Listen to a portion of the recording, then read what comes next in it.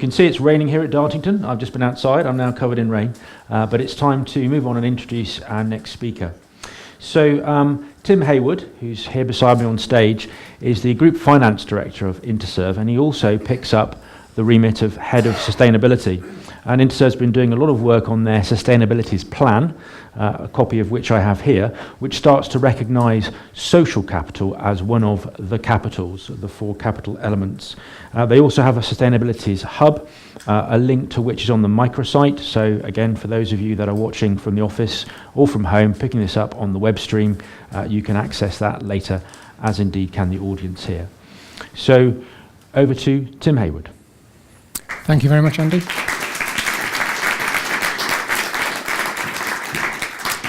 Afternoon, everybody.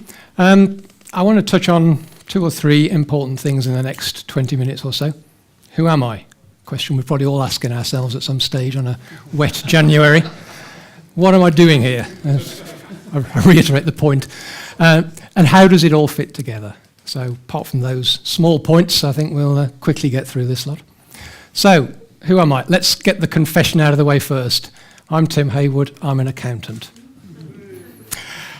But that's not what all I am. Thank goodness, I hear you say. I'm the Group Finance Director of Interserve, and I'm the Head of Sustainability. How on earth do those 2 seemingly conflicting roles get merged in one ordinary and old-looking person like me? Well, the Head of Sustainability is surely the guy who knows the value of everything and doesn't care about the cost.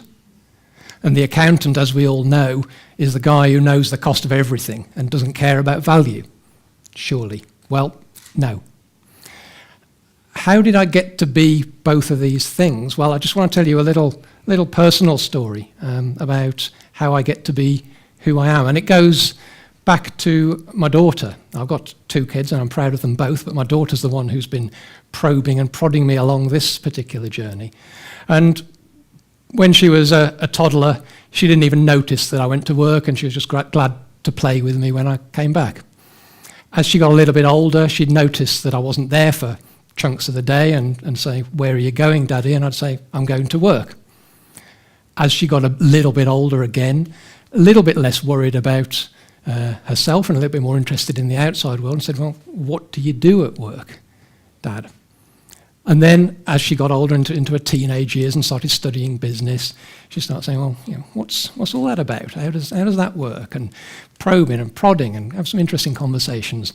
And then she went to the Copenhagen Climate Change Conference, COP15, at the age of 16, 17, as a United Nations ambassador for youth on behalf of the UK.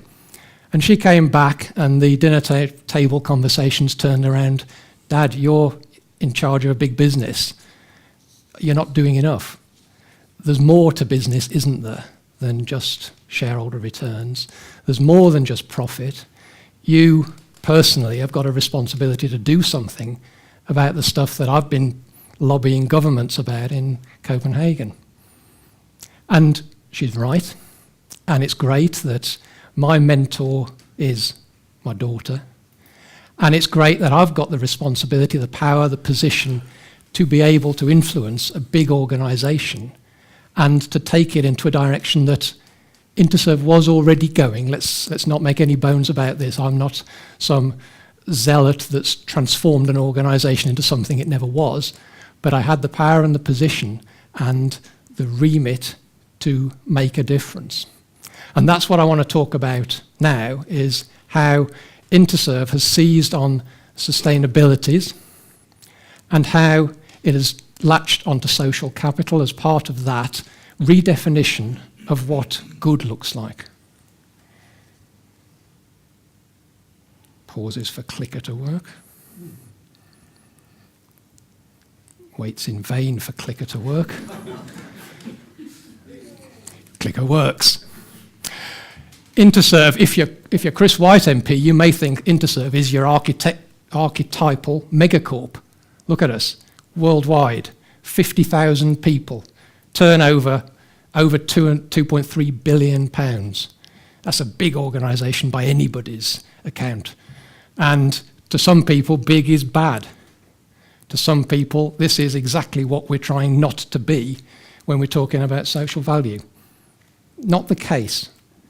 Earlier this year, almost contemporaneously with the launch of the Social Value Act, we at Interserve launched our sustainability plan that Andy was talking about and plugging, and I urge you to have a look at it on the website and the microsite and get the hard copy. And in that plan, we talked about ourselves and how we think we contribute to society, and we've split our contribution up into 4. Financial capital that everybody knows about and everybody understands, even some FDs understand that. Natural capital that is getting to be quite common and quite current, with people like Tony Juniper, our dear friend and one of our guides in this whole thing, talking about ecosystem services, which is really the value of nature and making sure we don't deplete it and being environmentally sensitive to the long term.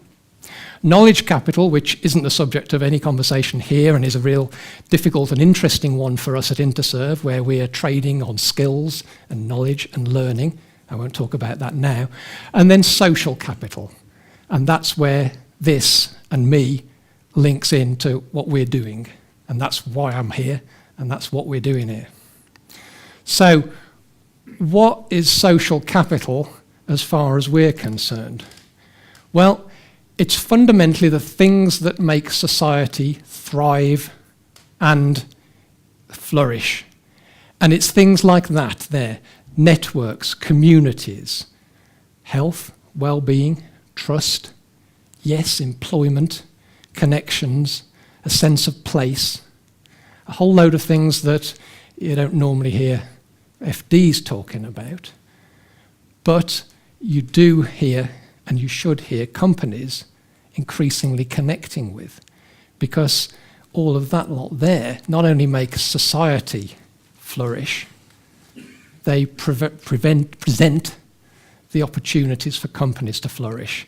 And I think what we're moving to is the need for society and companies to coexist in a more structured and a more positive way than maybe has happened in the last few years, where there's increasingly been a disconnect.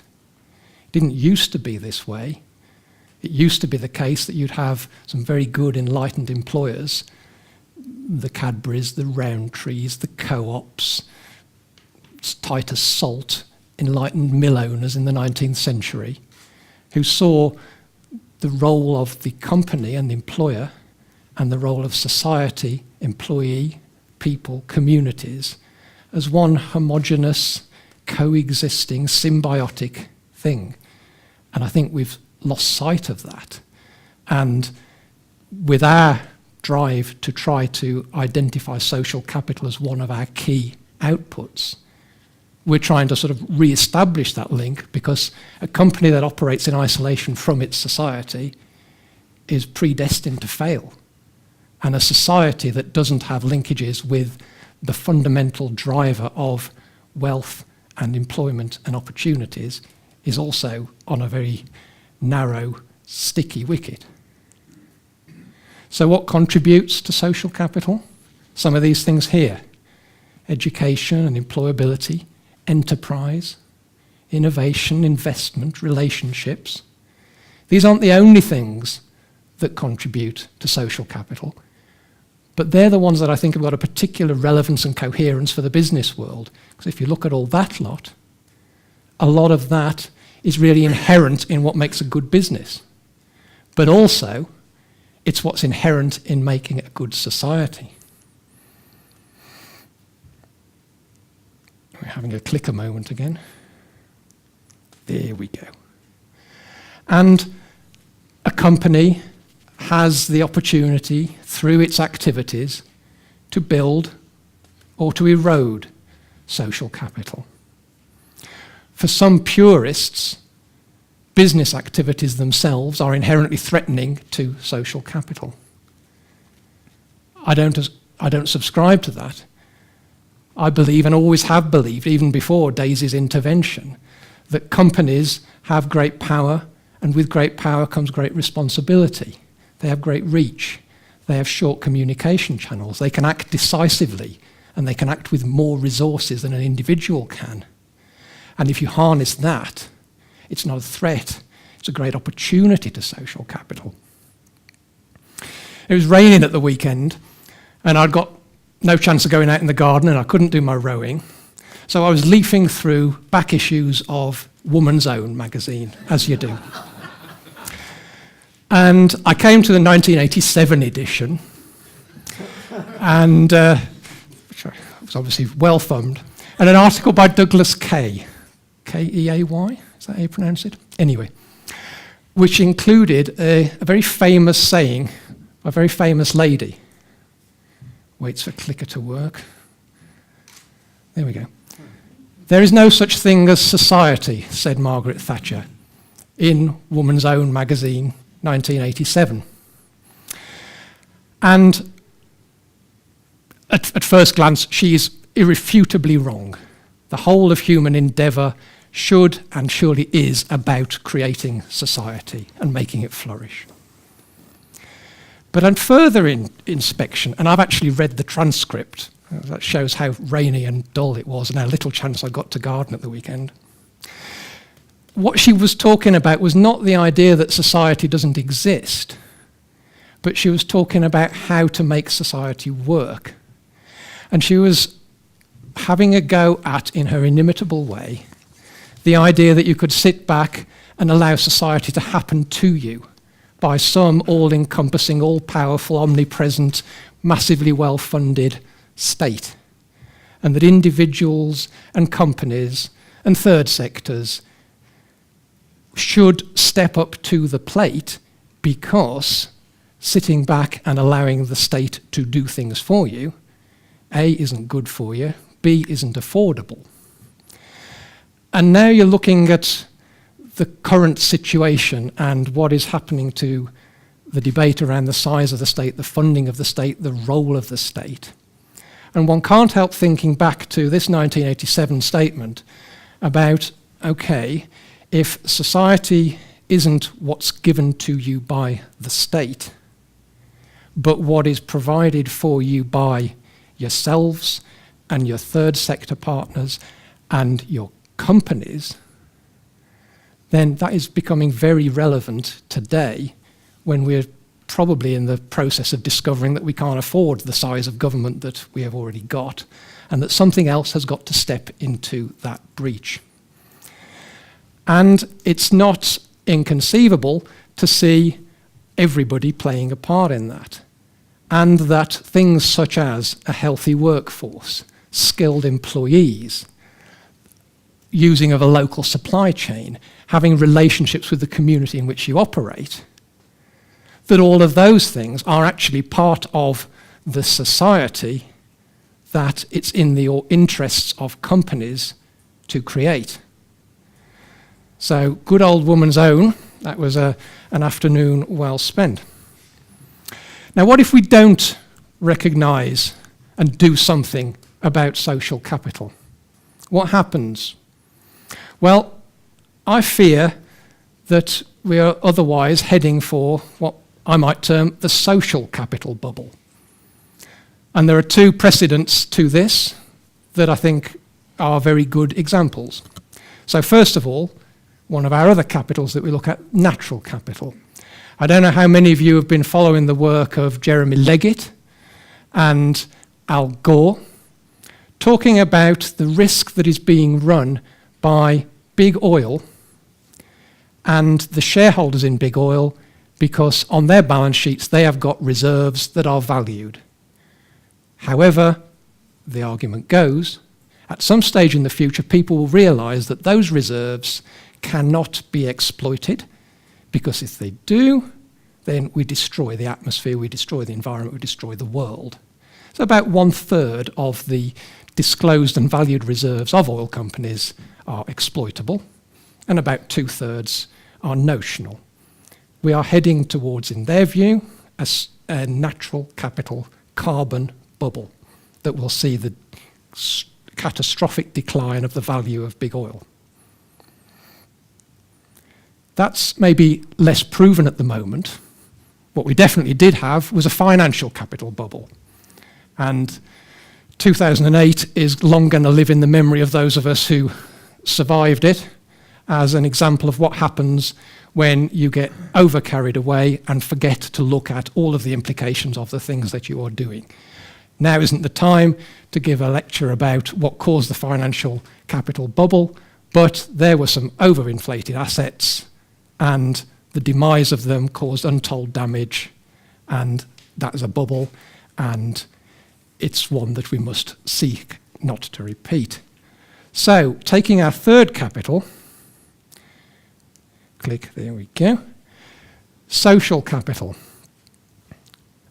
Are we heading for a social capital bubble? Do we have such a disconnect between society and individuals, between individuals and companies and society and companies, that we are facing social disconnect of the type that would lead to a bursting of a bubble like we had with the financial bubble and like we might have with the carbon bubble? And I think you can piece together all sorts of evidence that suggests that we might be heading towards that. The skills gap, the growing disparity in wages, the unemployment of the youth, removal of the funding of things that have previously been done by local and central government, the potential absence of that welfare safety net that we have got used to, and the potential absence of any alternatives to it. The sort of things that we were talking about previously in what makes the building blocks of social capital. Well, I contend that we might well, if we don't do something about it, be heading to a bursting of a social capital bubble to match the financial and the potential carbon one. This clicker makes for some dramatic pauses, doesn't it? There we go. So, how do companies influence social capital? Here we go. Well, there's lots and lots of stuff coming up on the screen here. And I think the point is, in many, many ways, and in linked ways, it's not coincidental that those are cogs in a linked picture, and that there are a number of ways in which we can actually interact. I mean, one, for instance, there, the subset around invest in skills, in work pay progression, and reduce welfare dependence.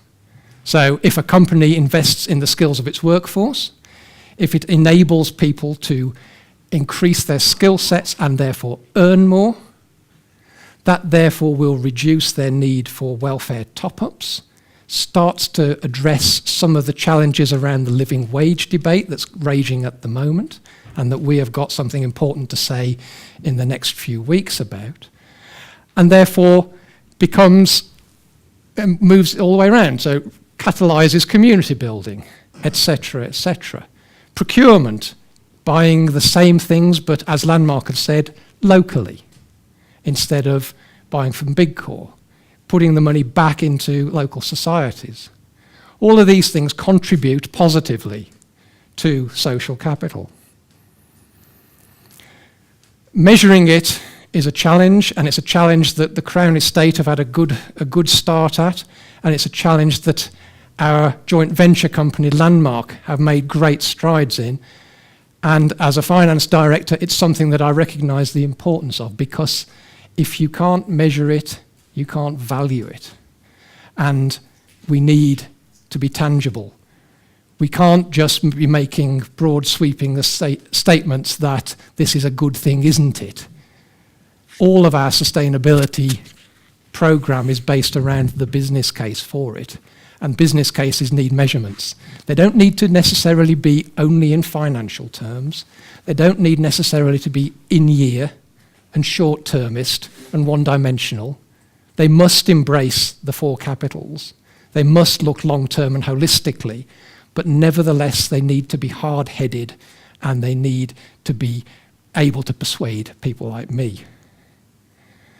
And then, influencing decision-making, we can use social capital as part of our armoury of assessing what good looks like.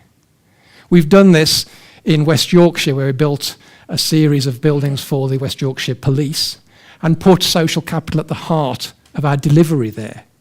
So massive amounts of investment in local employment and in the local supply chain and in volunteering and in collaboration, starting up community projects, training and skilling people, liaising with schools, mentoring and passing on the knowledge, creating well-being clinics on site. All this and many more. There's a case study on our website. Have a look at it. It was social capital in action, and it meant a huge amount to the client and to the community. I've got a red light, but I'd be much quicker if the clicker worked. And why do companies care? Companies care because without it, the license to operate may not be there. We, the companies, operate at the behest of society. And if we don't have that permission, we're dead. I don't want to name names particularly, but look at the issues that are being faced by some of the big beasts in our market at the moment because they have not paid sufficient heed to these sort of issues. Look at the impact of the Occupy movement. Look at the impact of anti-globalization, fair tax, bankers' bonuses, etc., etc., etc. It is in companies' best interests as well as in communities' best interests to pay good attention to these things and do something about it. So we're on a journey, Landmark are on a journey, Crown Estates are on a journey. I love the collaboration that goes on in this world. We're all working together, scratching our heads how to do the right thing. But we are getting there. We are leading the way. And it's a very exciting journey, and one of which I hope, Daisy, you're proud. Thank you very much.